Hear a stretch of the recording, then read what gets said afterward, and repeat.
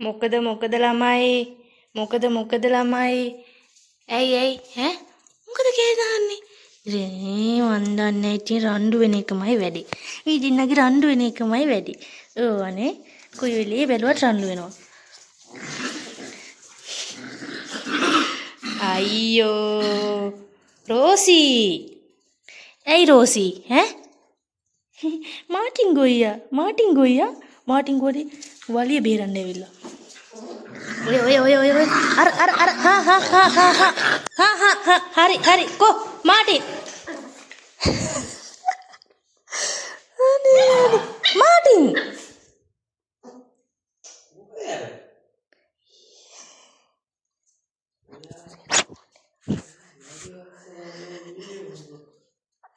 අනේ මාටින් මල්ලි කොහෙද යන්නේ මාටින් මල්ලි ඈ කොහෙද යන්නේ මාටින් මල්ලි අපෝ මොකද